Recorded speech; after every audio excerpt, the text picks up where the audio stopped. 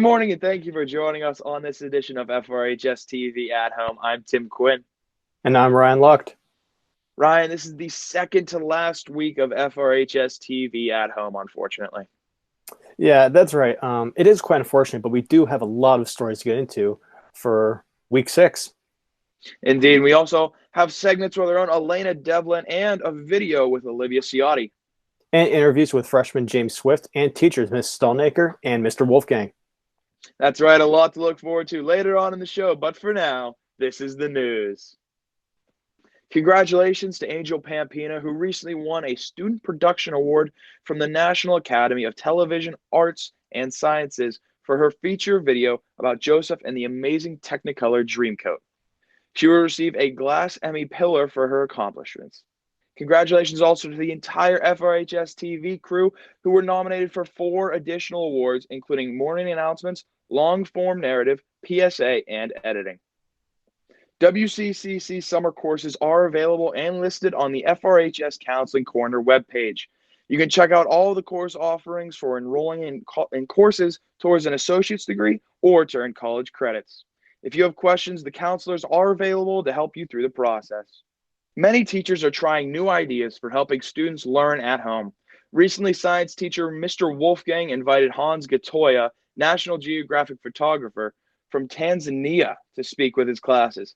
I had a chance to speak with Mr. Wolfgang and one of his students about this experience. Hi, guys. Thank you for joining us in this interview here today. I am standing by with some people from Mr. Wolfgang's zoology class, including Mr. Wolfgang. For Mr. Wolfgang, first, we'll go to you. You're very involved with National Geographic, and I'm just wondering, like, how do you bring that kind of information and how you're involved? How do you bring that to your students to help them learn? National Geographic is an incredible resource in order to bring life to and material to the students that I get to work with.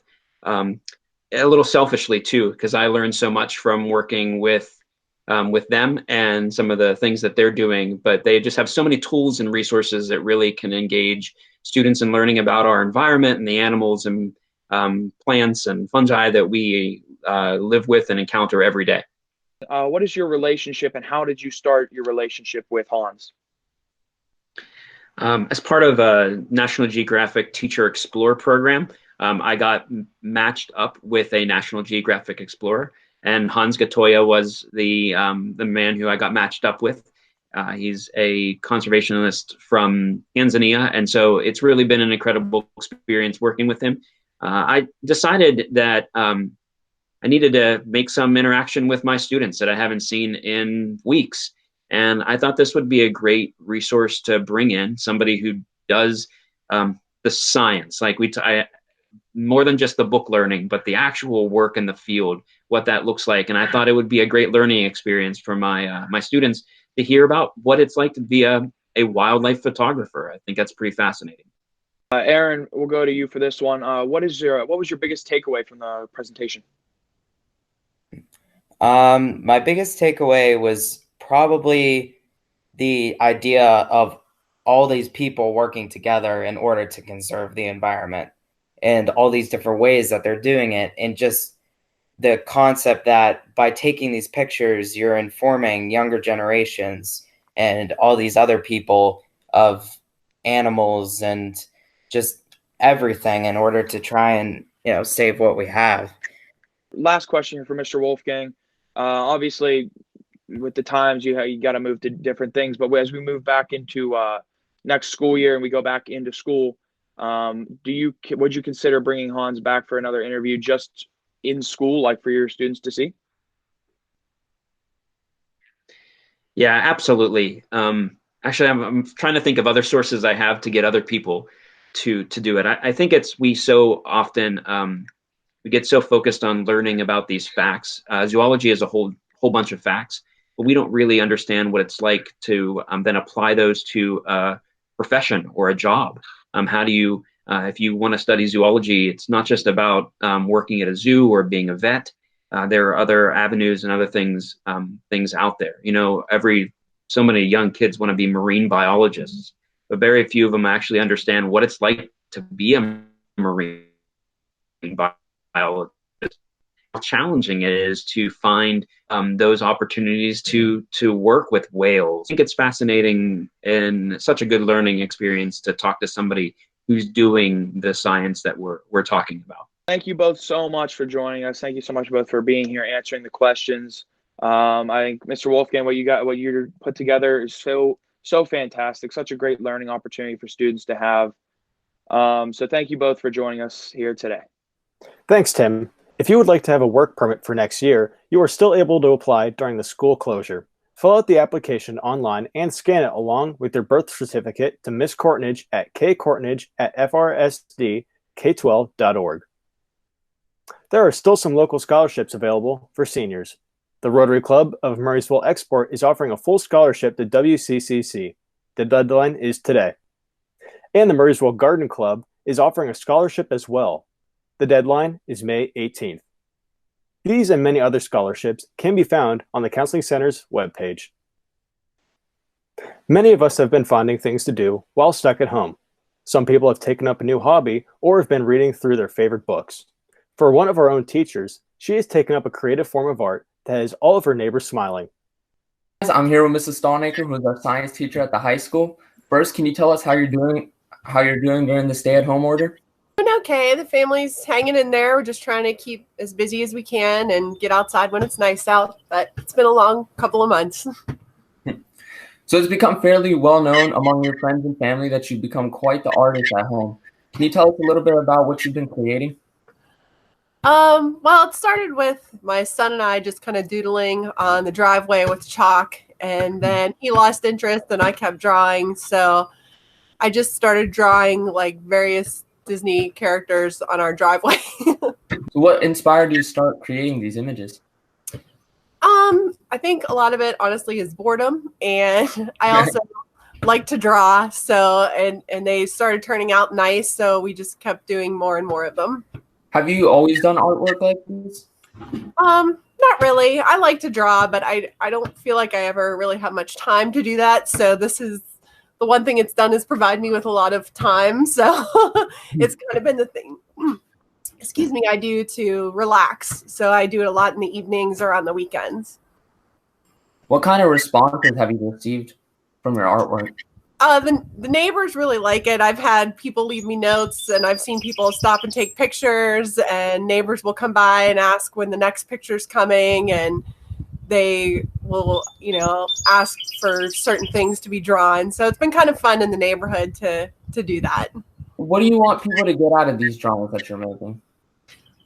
I mean, for people in our neighborhood, I think it's just been something to kind of cheer them up as they're walking by. We've met so many new neighbors since this has started because people haven't really gone anywhere because of the stay-at-home order. So people just keep walking around the neighborhood just to get out of the house and have something to do. And I think it's spawned a lot of conversation with people we've never met before. And that's been really nice. And they seem to like it. So it's just been a nice thing to kind of cheer people up when things are kind of stressful right now. That you could join us today. Thank you for sharing your artwork. Hopefully you and your family continue to stay safe and healthy. Now let's head back to the guys for the rest of the show. A big thank you to Hamza and Miss Stallnaker. Now, seniors, if you have received any scholarships from colleges or universities, whether you plan on attending the school or not, or if you have received individual or private scholarships, please send the information to Miss Courtnage so that all scholarship offers can be included in the graduation program. Please include the name of the scholarship and the dollar amount. Individual amounts will not be printed, but will be included in the grand total of scholarship money offered to the class of 2020. The deadline is May 22nd. If you are binging on your favorite Netflix show, you are not alone. Our own Elena Devlin brings us some of the top Netflix series now. Hi everybody, I'm Elena Devlin, and I'm back with a Netflix Hidden Gems segment where I tell you some hidden gems that you can dig up on your Netflix account. First on our list is The Florida Project, a comedy drama set outside the most magical place on earth where a kind-hearted motel manager protects a young girl from the not-so-magical place that she lives in. Second is Swiss Army Man, a quirky adventure film where a castaway on a deserted island discovers something that can only be described as a Swiss Army Man. This movie also stars the very well-known Daniel Radcliffe. Next up, a wholesome but dark film called My Life as a Zucchini. This is a sweet claymation movie with a dark backstory of a young boy who finds himself in foster care and has to learn to love and trust. This claymation also features some familiar voice actors like Nick Offerman and Ellen Page. Thank you for joining me today. Now, let's get back to Tim and Ryan for the rest of the show. Thanks, Elena. Any student who would like to participate in a project to help local residents in care facilities and nursing homes can now help with just a simple click. The art department is collecting photographs taken by students to distribute to local seniors. If you want to submit your photography, you can send pictures to Ms. Mozina. This will also count toward volunteer hours. The deadline is Friday, May 22nd by 3 p.m. Lots of students have been trying to find ways to help out during this pandemic. Freshman James Swift recently took on a project to show appreciation for our essential workers. Tim had the chance to talk with him earlier this week. Hi, guys. I'm here with James Swift. He is the class president of the class of 2023 at the high school. He recently began a video campaign that we want to talk to him about. First off, James, thank you for joining us today. Can you tell us what the project was all about? Yeah, so me and the other class officers, we decided to put together a thank you project for the community of the Franklin Regional School District in Murrysville. And basically, it was thanking any essential workers that were still working during the COVID pandemic. So we were trying to thank like nurses, delivery truck drivers, policemen, anyone that was still working. And it was just completely your option who you wanted to thank in the video. What inspired you to make the video? So we were asked to bring ideas to the table about how we could help our communities or our classmates feel better and more inspired during the pandemic. And I came up with the idea that because most of these workers, I didn't think felt like they were receiving as much gratitude as they should have, I thought maybe we could find a way to thank them. So I came up with the idea that other groups were sending in videos like thanking certain groups, but I said, let's just thank anyone that's working during the pandemic. So then I asked my classmates to send in a picture of them thanking any group they wanted to. I said we'd string it together. That's awesome. And then, like you said, you got your classmates. You got so many people from your class. Yeah. And how did you reach out and how did you get so many people's help? So at the beginning, I was a little bit worried because we only had about like 3 entries in like the first couple of days. And we started off by the class sponsor, Mrs. Rutherford and Miss Westerland. They decided, the social studies teachers, they decided to email all the parents and students from the grade, but that didn't seem to be working. So I figured I'd have to be more direct. So I reached out personally to about like 50 to 70 people on any social media I had in hopes that they would respond to me. And then I also reached out to all the teachers of the freshman class and asked them to post it as a Google Classroom assignment. And then me and the other officers continued reaching out personally to a bunch of other kids in our grade and just kept bugging them until they sent us a picture for the project. That's awesome. Yeah. How long did it take to make the video? So when we started the project, it probably from start to finish took about 2 weeks, but I assume it took like around a couple hours over a couple of days. It took me to really put together the pictures. The funniest part was that I kept being worried that I would miss someone's picture. So I kept having to make a list of people's names and kept checking them off like multiple times to make sure I include their picture. So that being said, was it a difficult video to put together? Well, it was a little bit difficult because I had received the pictures on different platforms. So some people had texted them to me. I've got it like people's from other people that it wasn't from them, and then like on email. So I had to make like a running list. So that was the most difficult problem I ran into, really. All right. So what was after the video was published and everything, what was the feedback like that you received? Did you hear from any of the healthcare workers, the essential workers who saw it? So one of the coolest piece of feedback we received is I have a friend who's like probably around 30 years old and is a policeman, and we sent it specifically to him after sending it out, and his like I don't know if it's squadron or group of policemen, and he said like they all loved it and they felt very appreciated after, which was pretty cool. And we just sent it out like on social media, and we sent it to the media director of Franklin Regional. So we haven't received direct feedback from really that many too many people yet, but a lot of people seem to have enjoyed it, and especially that policeman loved it. That's awesome. And everybody watching, if you're interested in watching this video, where the link is down below in the comment section, be sure to check it out. But for now, thank you so much, James, for joining us today, and thank you so much for your work. Stay safe. See ya. Thank you. Now let's head back over to the show. Thank you so much to James Swift for joining me earlier on in the week. Mrs. Harris and the Life Skills team are putting together a video about what inclusion means to FR. If you're interested, they would love to see your video. If you would like to add your response, please go to flipgrid.com, that's flipgrid.com, and enter the code Unified Club. You'll be able to record right from your device.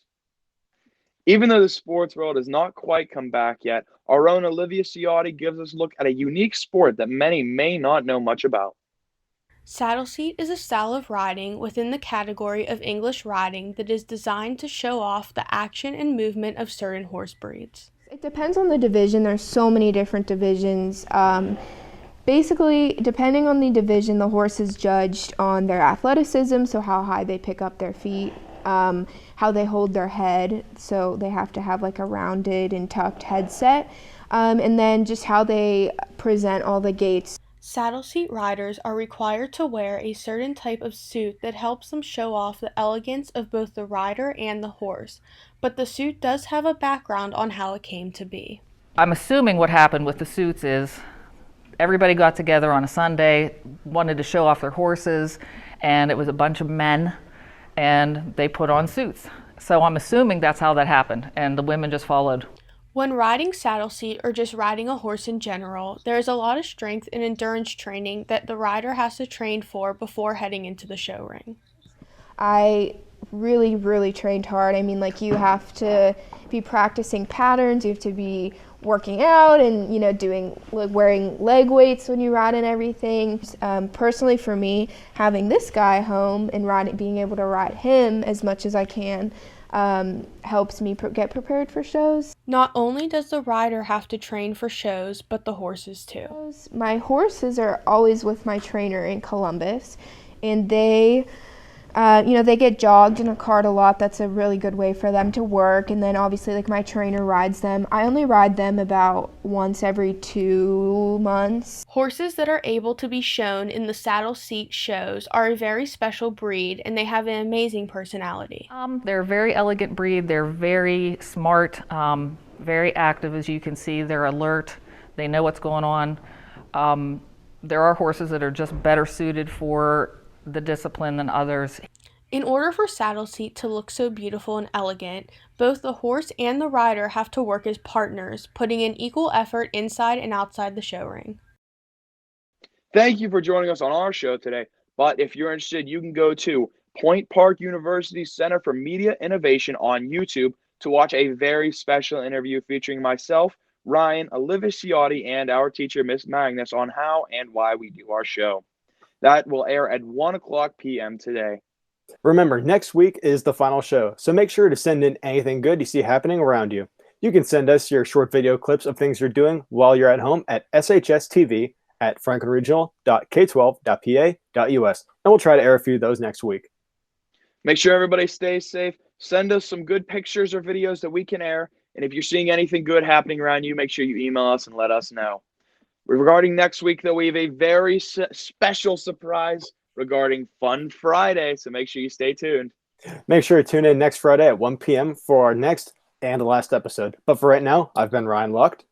And I've been Timothy J. Quinn. The J stands for Jumanji, because the world is like a big video game right now. Have a good weekend, everyone.